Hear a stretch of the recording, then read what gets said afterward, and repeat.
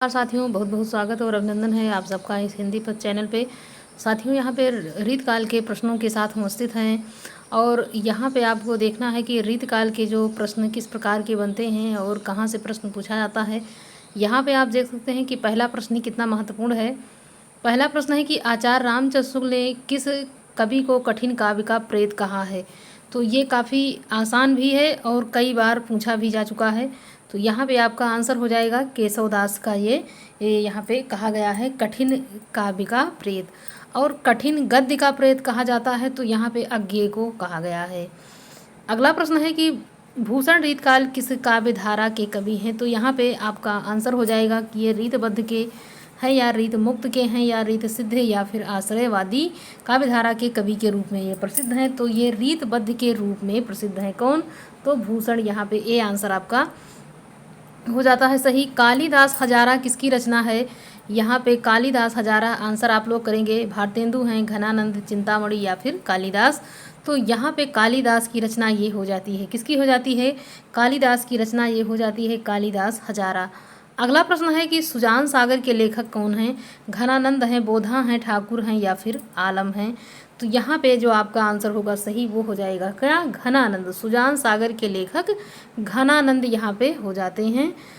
और यहाँ पे अगला प्रश्न है कि बिहारी सतसई पर फिरंगे सतसई नाम से फारसी भाषा में एक टीका लिखी गई जिसके टीकाकार हैं। यहाँ पे आपका आंसर जो सही हो जाता है वो हो जाएगा आनंदलाल शर्मा। क्या हो जाता है, आनंदलाल शर्मा यहाँ पे हो जाता है। बिहारी सतसई पर फिरंगे सतसई नाम से फारसी भाषा में एक टीका लिखी गई है। अष्टयाम किसकी रचना है, सेनापति की, देव की, भूषण की, पद्माकर की। तो यहाँ पे जो आपका आंसर हो जाएगा वो हो जाएगा इसमें बी, देव की रचना ये हो जाती है। अष्टयाम यहाँ पे किसकी रचना है, देव की हो जाती है। अगला यहाँ पे प्रश्न है कि भूषण को कवि भूषण उपाधि किसने प्रदान की। काफ़ी महत्वपूर्ण प्रश्न है ये। तो यहाँ पे जो भूषण को, यहाँ पे भूषण को कवि भूषण की उपाधि प्रदान किया, किसने प्रदान किया। तो यहाँ पे आपका आंसर हो जाएगा सोलंकी राजा रुद्र शाह ने इनको प्रदान किया। किसने, सोलंकी राजा रुद्र शाह ने इनको ये भूषण की उपाधि प्रदान करते हैं। गंगा लहरी किसकी रचना है, मतीराम, पद्माकर, ठाकुर या फिर बोधा की। तो यहाँ पे आपका आंसर जो सही हो जाएगा ये पद्माकर की रचना हो जाएगी, गंगा लहरी। अगला प्रश्न है यहाँ पे बिरह वागीश किसकी रचना है, बोधा की, ठाकुर की, आलम की, घनानंद की। यहाँ पे आपका आंसर हो जाएगा कौन सा, बोधा की रचना ये हो जाती है बिरह वागीश, किसकी, बोधा की। भाषा भूषण के रचनाकार कौन है, जसवंत सिंह है, भूषण है, मतीराम, चिंतामणि हैं। तो यहाँ पे जो आपका आंसर हो जाएगा ये हो जाता है कौन सा, जसवंत सिंह हो जाएंगे भाषा भूषण के रचनाकार। अगला है जाति विलास के रचयिता कौन है, भिखारी दास हैं, देव, मतीराम या फिर भूषण। तो यहाँ पे आपका जो आंसर हो जाएगा वो हो जाएगा बी, इसमें देव हो जाएंगे। कौन हो जाएंगे, देव। यहाँ पे जाति विलास के रचयिता यहाँ पे देव हो जाते हैं। किस छंद को छंदों का अजायब घर कहा जाता है, रामचरितमानस। किस रचना को यहाँ पे तो यहाँ पे किस रचना को छंदों का अजायब घर कहा जाता है, रामचरितमानस को, चंद छंद वर्णन की महिमा, रामचंद्रिका या फिर पृथ्वीराज रासो को। यहाँ पे आपका आंसर हो जाएगा रामचंद्रिका को कहा जाता है छंदों का अजायब घर। सीख लीन्हो मीन मृग खंजन कमल नयन, सीख लीनो जस औ प्रताप को कहानो है। तो यहाँ पे ये पंक्ति दी हुई है, पंक्ति किसकी है, किस कवि की है। तो ठाकुर की है, घनानंद द्विजदेव या फिर मतीराम की है। किसकी पंक्ति है, ए आंसर आपका यहाँ पे हो जाएगा ठाकुर की पंक्ति है। साथियों, यदि आप लोग यहाँ से तैयारी करेंगे उसके बाद मैं यहाँ पे ये रीतकाल की जो प्रमुख पंक्तियाँ हैं मैं उनको भी यहाँ पे आप लोगों के लिए कराऊंगी। यहाँ पे जिस बुक से मैं आप लोगों की तैयारी करवा रही हूँ ये काफ़ी महत्वपूर्ण है और यहाँ से कोई भी ऐसा प्रश्न नहीं है जो एग्ज़ाम में जो है आप लोगों की सहायता ना करे। तो यदि आप लोग यहाँ से तैयारी करते हैं और अच्छे से करते हैं तो कोई भी प्रश्न छूटेगा नहीं। किनकी सी विशुद्ध सरस एवं शक्तिशालिनी ब्रजभाषा लिखने में और कोई कवि समर्थ नहीं हुआ। ये यहाँ पे कौन सा हो जाएगा, किस जो है यहाँ पे समर्थ नहीं हुआ कहा गया है किसके लिए, तो देव हैं, ठाकुर हैं, घनानंद हैं। तो यहाँ पे घनानंद के लिए ये कहा गया है। अगला यहाँ पे प्रश्न है कि नैन नचाए कहीं मुस्काए लला फिर अयो खेलन होरी। तो ये पंक्ति किसकी है? तो ये पंक्ति यहाँ पे किसकी हो जाती है? आंसर आप लोग करेंगे सी हो जाएगा, पद्माकर की रचना हो जाएगी। लला नैन नचाए कहो मुस्काए लला फिर अयो खेलन होरी। तो यहाँ पे पद्माकर की रचना ये हो जाती है। रीत काल की रीत सिद्ध काव्यधारा के कवि हैं केशव हैं, देव हैं, भूषण हैं या फिर बिहारी हैं। रीत काल के जो रीत सिद्ध के अंतर्गत, इसमें रीतबद्ध, रीत सिद्ध, रीत मुक्त को अच्छे से क्लियर याद करें ताकि कभी भी भूले ना। आपका यहाँ पे जो आंसर हो जाएगा वो कौन सा हो जाएगा? डी हो जाएगा, बिहारी यहाँ पे हो जाएंगे। रीत सिद्ध के अंतर्गत किसको रखा गया है? यहाँ बिहारी। डी आंसर आपका यहाँ पे सही होता है। अगला है बिहारी, यहाँ पे भिखारी की रचना है काव्य निर्णय है, काव्य सिंधु है, चिंतामणि है, रस विवेक है। तो भिखारी की रचना यहाँ पे कौन सी हो जाएगी? तो काव्य निर्णय। कौन सी? तो काव्य निर्णय ए यहाँ पे आपका सही हो जाएगा। भिखारी ने क्या किया? काव्य लिखने का निर्णय किया।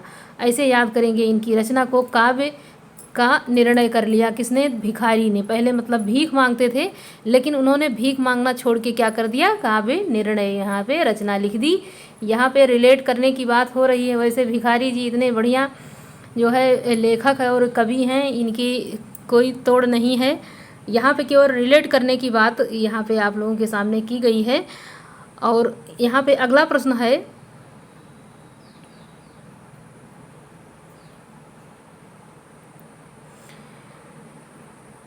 वह रस उदाहरण जो रीत काल में यहाँ पे साहित्य में नहीं लिखे गए हैं। तो वीर रस है, रौद्र है, करुण है या फिर श्रृंगार है। तो जो यहाँ पे जिस उसमें जो है रस में नहीं लिखा गया है रीत काल में, वो बताना है।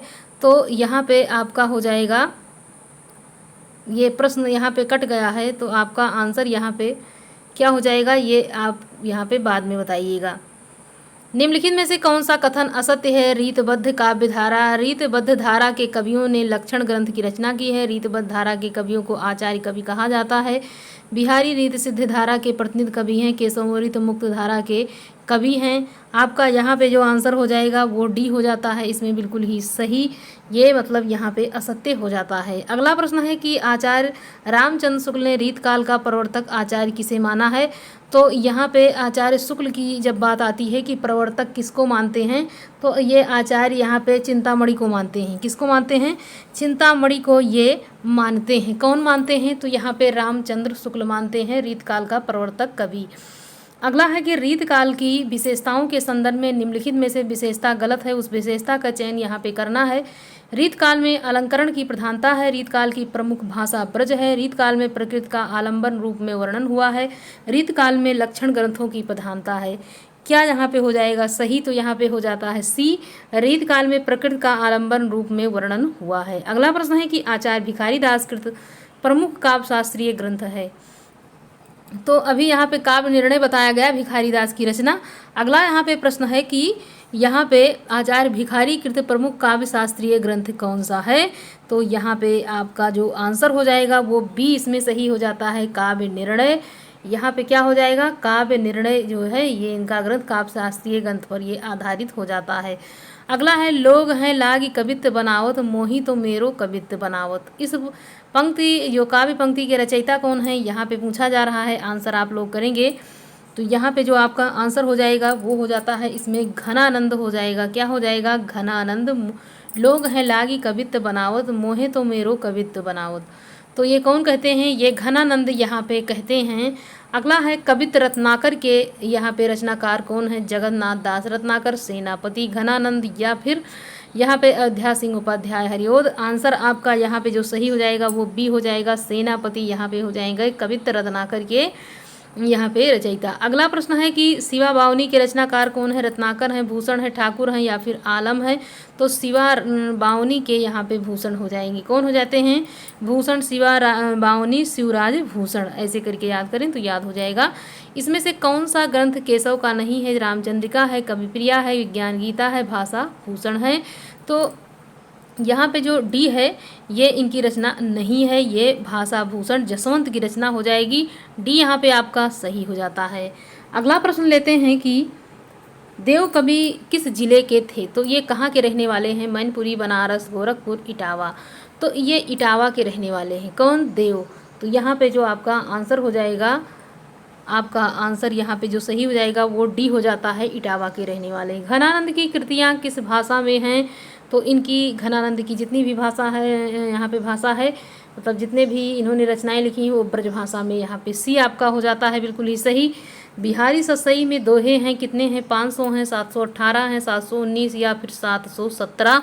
यहाँ पे आपका आंसर हो जाएगा 717। यहाँ पे क्या है? दोहे हैं। किसमें? बिहारी सतसई में। किसने लिखा है? तो बिहारी जी ने इसको लिखा है। अगला प्रश्न है, ब्रजभाषा में आधुनिक कालीन प्रसिद्ध कवि हैं? मैथिली शरण गुप्त, हरिऔध, जगन्नाथ दास रत्नाकर, भारतेंदु हरिश्चंद्र। ब्रजभाषा आधुनिक कालीन प्रसिद्ध कवि हैं, कौन हैं? तो यहाँ पे आपका आंसर हो जाएगा सी, यहाँ पे जगन्नाथ दास रत्नाकर हो जाएगा आपका सही। अगला यहाँ पे प्रश्न है, कविप्रिया के रचनाकार का नाम बताएं। कविप्रिया देव हैं, केशव हैं, पद्माकर या फिर घनानंद। यहाँ पे आपका आंसर हो जाएगा क्या? बी हो जाएगा, केशव दास, बिल्कुल ही सही हो जाता है। अगला है, इसमें जगन्नाथ दास रत्नाकर की कृति छांटिए। तो उनकी कृति यहाँ पे छांटना है। जगन्नाथ दास रत्नाकर की उद्धव शतक है, भ्रमर गीत है, गीतावली है या फिर रस्म रथी है। तो यहाँ पे कौन सा हो जाएगा? उद्धव शतक हो जाएगा क्या? तो यहाँ पे आपका आंसर हो जाएगा ए, उद्धव शतक, बिल्कुल ही सही हो जाता है। शिवराज भूषण के रचयिता कौन है? तो यहाँ पे शिवराज भूषण के रचयिता यहाँ पे भूषण हो जाएंगे। अगला है, महाकवि भूषण की रचना है रेणुका है, चिदम्बरा है, दीप शिखा या छत्रसाल। तो यहाँ पे आपका डी हो जाएगा, छत्रसाल दशक ये भूषण की रचना हो जाती है। रीतकालीन कवियों की काव्य भाषा क्या थी? अवधी है, खड़ी बोली, ब्रजभाषा, बुंदेली। तो रीतकाल के जो कवि हैं उनकी भाषा यहाँ पे कौन सी हो जाती है? ब्रजभाषा में वो लिखते हैं।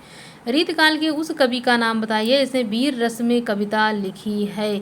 तो अगर देखा जाता है तो रीतकाल में ज़्यादातर कवियों ने श्रृंगार रस प्रधान कविताएं लिखी हैं, लेकिन यहाँ पे भूषण ने वीर रस प्रधान कविता लिखने का काम यहाँ पे किया है। किसमें? रीतकाल में इन्होंने लिखा है। यहाँ पे आपका आंसर हो जाएगा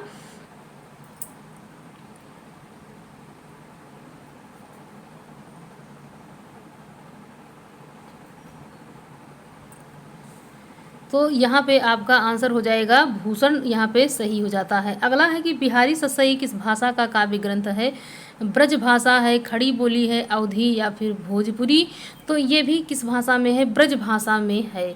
अगर यहाँ पे भाषा की बात की जाए रीतकाल की, तो जितने भी कवि हैं ज़्यादातर की भाषा यहाँ पे ब्रज भाषा में लिखा है, और यहाँ पे जो रस है वो श्रृंगार रस प्रधान है, लेकिन कहीं कहीं भी रस प्रधान भी देखने को मिल जाता है। सुजान शब्द का प्रयोग किस कवि की कविता में सर्वाधिक यहाँ पे हुआ है? बिहारी, भूषण, घनानंद या फिर ठाकुर। तो यहाँ पे जो सबसे ज़्यादा देखने को मिलता है वो आंसर यहाँ पे आपका हो जाएगा सी, घनानंद में देखने को मिलता है। अगला यहाँ पे प्रश्न है,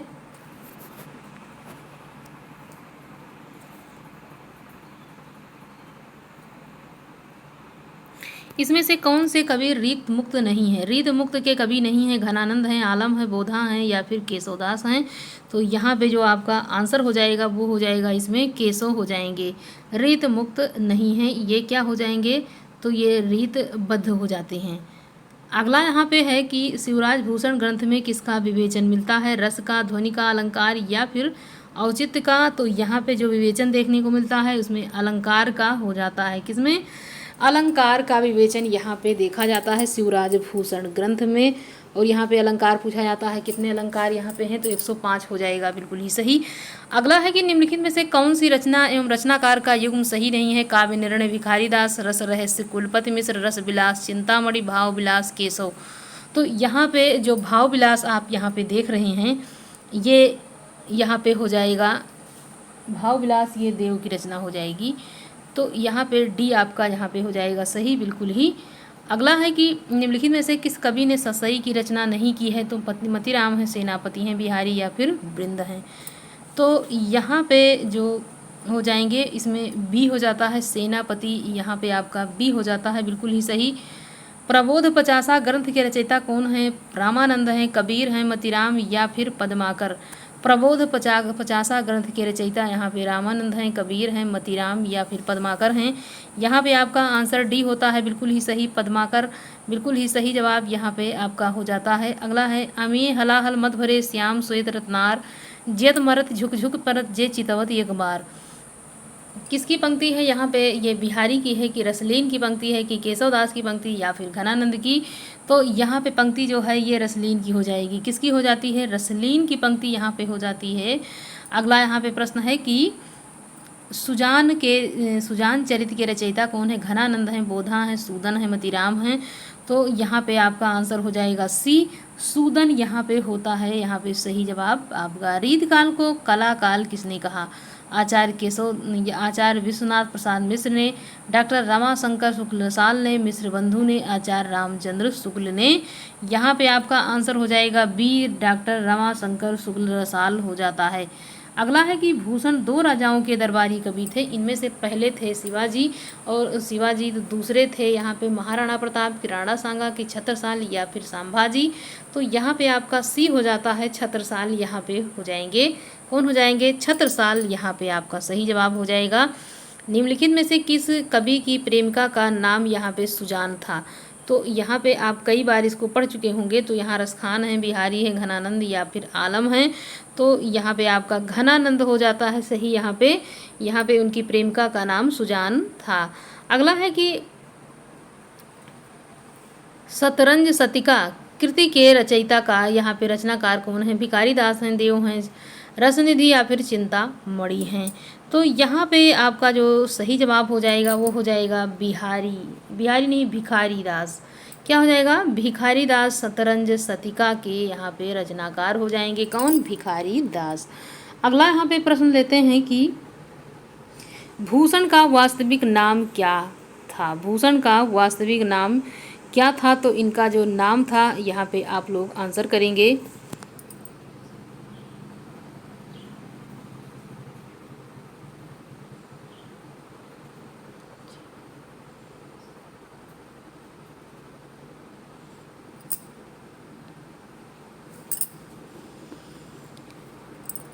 यहाँ पे आपका आंसर हो जाएगा घनश्याम था। इनका जो नाम था वो घनश्याम था।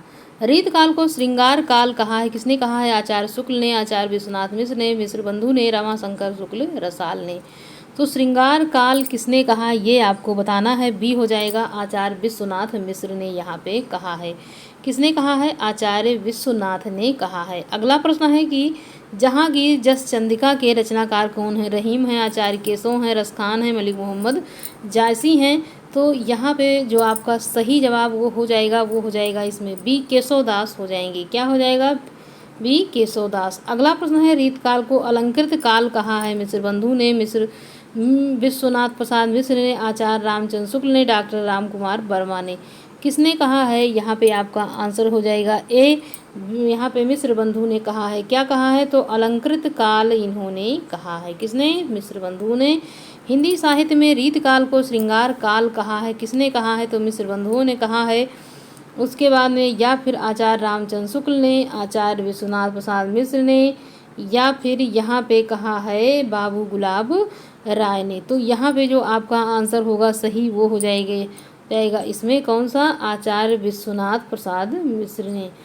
अगला यहाँ पे प्रश्न है कि रीतकाल का वह कौन सा कवि है जो अपनी एकमात्र कृति से हिंदी साहित्य में अमर हो गया? तो एक कृति लिखने वाले एक कवि हैं सी, यहाँ पे बिहारी हो जाएंगे। इन्होंने केवल एक जो बिहारी सतसई लिख करके पूरे विश्व में प्रसिद्ध हैं। भूषण बिनुना विराजयी कविता विनिता मिति, यह कथन किसका है? तो ये तुलसीदास का है, भिखारी दास का, या फिर यहाँ पे केशवदास या फिर मतीराम का है। तो यहाँ पे आपका आंसर जो सही हो जाएगा वो इसमें कौन सा हो जाता है? केशवदास यहाँ पे हो जाएगा, केशवदास। सी आंसर आपका सही हो जाएगा। बिहारी कवि हैं, रीतबद्ध हैं, रीत सिद्ध हैं कि रीतबद्ध हैं कि रीत मुक्त हैं? तो ये रीत सिद्ध हैं। कौन है? बिहारी जो हैं ये रीत सिद्ध के अंतर्गत आते हैं, जबकि आलम बोधा ठाकुर ये जो है मुक्त के अंतर्गत आते हैं। जबकि इधर अगर देखा जाए केशवदास, सेनापति, भिखारी, ये सब कवि जो हैं ये बद्ध के अंतर्गत, रीत बद्ध के अंतर्गत यहाँ पे आएंगे। अगला है भाषा बोली ना जाने जाके कुल के दास, यह कथन किस कवि का है? तो यहाँ पे इस पंक्ति को क्या बताएंगे? यहाँ पे आपका आंसर हो जाएगा बी, बिल्कुल ही सही हो जाता है। अधिसूधो स्नेह को मार्ग, जहाँ नेकु सायनाप वाको नहीं, पंक्ति के लेखक कौन है? मतीराम हैं, देव हैं घनानंद, या फिर बिहारी हैं? यहाँ पे आपका आंसर हो जाएगा कौन सा? सी, घनानंद यहाँ पे हो जाता है सही जवाब। घनानंद, अति सूधो स्नेह को मार्ग। अगला प्रश्न है, सुजान विनोद के रचनाकार कौन है? घनानंद हैं, देव हैं, पद्माकर, या फिर मतीराम? तो सुजान विनोद के जो रचनाकार हैं वो यहाँ पे कौन हो जाएंगे? आपका आंसर हो जाएगा बी, देव यहाँ पे हो जाते हैं। कौन हो जाते हैं? देव। अगला है कि चिंतामणि द्वारा रचित प्रबंध काव्य है कृष्णचरित है, काव्य प्रकाश है, श्रृंगार मंजरी, या फिर रस विलास है? यहाँ पे आपका ए आंसर होता हुआ सही, बिल्कुल ही सही। यहाँ पे कृष्ण चरित हो जाता है। अगला प्रश्न है कि दृग ऊर्झत टूटत कुटुम जरुत जुरत चतुर चित प्रीत, परत गांठ दुर्जन हिये दई नहीं यह रीत। तो ये पंक्ति ये किसकी पंक्ति है ये पूछा जा रहा है। तो बिहारी हैं, तुलसी हैं, जासी हैं, कबीर हैं।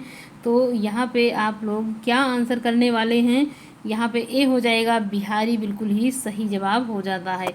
इसमें से कौन सा कवि रीत मुक्त नहीं है? घनानंद हैं, आलम हैं, बोधा हैं और ठाकुर हैं। तो रीत मुक्त नहीं है, नहीं पूछा जा रहा है। यहाँ पे आपका आंसर जो सही हो जाता है वो हो जाता है इसमें डी। क्या सही होता है? डी हो जाएगा बिहारी दास। डी आंसर आपका यहाँ पे सही हो जाएगा। अगला है कि घनानंद किस वर्ग के कवि हैं? रीतबद्ध के हैं, रीत मुक्त के, रीत सिद्ध, या फिर छायावाद के हैं? यहाँ पे जो आपका आंसर हो जाएगा वो बी हो जाएगा, रीत मुक्त के अंतर्गत इनको यहाँ पे रखा गया है। किसमें? रीत मुक्त के अंतर्गत ये भी हो जाएंगे। बिहारी की रचना का क्या नाम है? तो यहाँ पे बिहारी रत्नाकर हैं, या बिहारी सतसई, या फिर बिहारी बोधनी? बिहारी की रचना का नाम अगर देखा जाए तो कौन सा हो जाएगा यहाँ पे सही जवाब?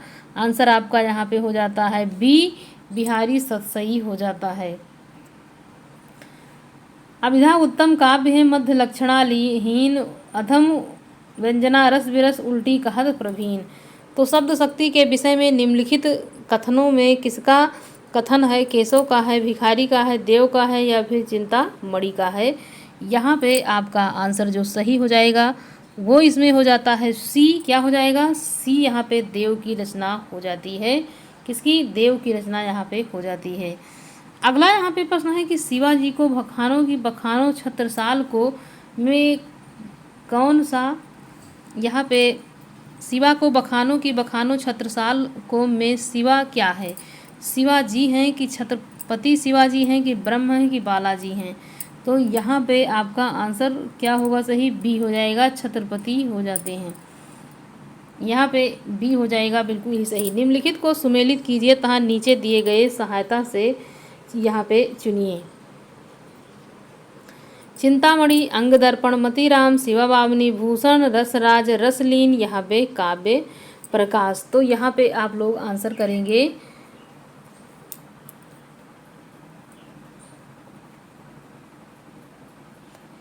डी, यहाँ पे हो जाएगा सही। यहाँ पे डी आपका हो जाता है बिल्कुल ही सही। तो अगला यहाँ पे प्रश्न है कि इसमें कौन सा ग्रंथ चंद्रालोक की छाया है? काव्य विवेक है, काव्य कुल गुरु कल्पतरु है, भाषा भूषण है, काव्य प्रकाश है? तो यहाँ पे आपका जो आंसर हो वो यहाँ पे आप लोग कर सकते हैं। सी हो जाता है, भाषा भूषण यहाँ पे हो जाएगा बिल्कुल ही सही। अगला है कि निम्नलिखित को सुमेलित कीजिए तथा नीचे दिए गए कूट से यहाँ पे मिलान करना है। रसिक प्रिया, यहाँ पे काव्य प्रकाश, ललित ललाम और रस रहस्य। तो यहाँ पे आपका जो आंसर हो जाएगा वो इसमें क्या सही हो जाता है? डी यहाँ पे आपका हो जाता है बिल्कुल ही सही। रीत काल की सर्वाधिक व्यापक प्रवृत्ति नायिका भेद और अलंकार विवेचन अलंकार विवेचन, छंद विवेचन, और यहाँ पे जो आगे है शब्द शक्ति और काव्य गुण दोष विवेचन। रीतकाल की सर्वाधिक व्यापक प्रवृत्ति पूछा जा रहा है। ए हो जाएगा नायिका भेद और श्रृंगार रस विवेचन। ए आंसर आपका सही हो जाता है। अगला है इसमें कि भूषण के पक्षों में अलंकार निरूपक है। शिवा बावनी, शिवराज भूषण और छत्रसाल दशक या फिर दूषण उल्लास। तो यहाँ पे आपका आंसर जो सही हो जाएगा वो बी हो जाएगा, शिवराज भूषण बिल्कुल ही सही हो जाता है। अगला है मतीराम की रचना है, बोलचाल की भाषा है, साहित्यिक ब्रज भाषा है, साहित्यिक अवधी है, साहित्यिक राजस्थानी है। यहाँ पे आपका आंसर जो बनता है सही वो हो जाएगा इसमें बी, साहित्यिक ब्रज भाषा। अगला प्रश्न है कि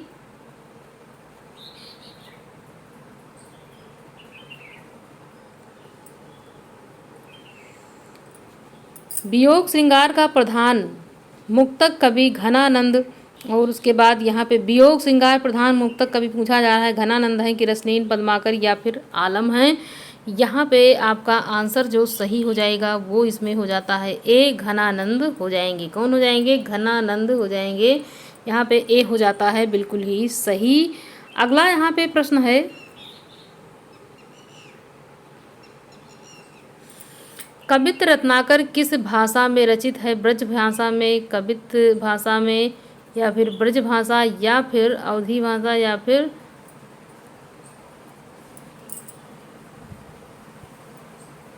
फिर राजस्थानी। तो यहाँ पे पूछा जा रहा है कि कवित्त रत्नाकर किस भाषा में रचित है, ये आपको बताना है। यहाँ पे ब्रज भाषा में ये लिखा गया है। तो अगर ब्रज भाषा की बात आए तो रीतकाल की जितनी भी रचनाएं हैं वो सब ब्रज में लिखी गई हैं, और प्रश्न अगर बनता है वहाँ पे तो बिना देरी के और बिना कन्फ्यूजन के ब्रज भाषा पे ही आंसर करना है कि रीतकाल की भाषा अगर कहीं पूछी जाए तो ब्रज पे लगा देना है। निम्नलिखित में से कौन सा कवि रीतबद्ध परंपरा में है? तो बिहारी लाल है, घनानंद, मतीराम, आलम। यहाँ पे आपका आंसर हो जाएगा क्या? सी हो जाता है बिल्कुल ही सही, मतीराम हो जाएगा। ऋतु वर्णन तो इनके जैसा और किसी श्रृंगारी कवि ने नहीं किया है। आचार्य रामचंद्र शुक्ल का कथन किस कवि के लिए है? तो यहाँ पे किस कवि के लिए है? तो आपका आंसर यहाँ पे हो जाना चाहिए क्या? सी यहाँ पे हो जाएगा। क्या हो जाएगा? सेनापति यहाँ पे आपका आंसर हो जाएगा बिल्कुल ही सही। अगला यहाँ पे प्रश्न है कि निम्नलिखित में से एक कवि ने लक्षण ग्रंथ की रचना नहीं की है। तो भिखारी दास ने नहीं की है कि ग्वाल कवि, या फिर भिखारी दास, ग्वाल कवि, बिहारी, या फिर देव। तो यहाँ पे आपका आंसर हो जाएगा क्या? सी हो जाता है बिल्कुल ही सही, बिहारी यहाँ पे भी हो जाएगा सही। अगला है रीतकाल के निम्नलिखित कवियों को उनकी रचनाओं के साथ यहाँ पे मिलान करना है और बताना है। तो चिंतामणि किसकी है? उसके बाद रसलीन किसकी है? भिखारी दास यहाँ पे की रचनाएं यहाँ पे बताना है। चिंतामणि की कौन सी रचना है और रसलीन की कौन सी है? तो ये आप लोग यहाँ पे आंसर करेंगे कौन सी उनकी रचना है। तो यहाँ पे आपका आंसर क्या हो जाएगा?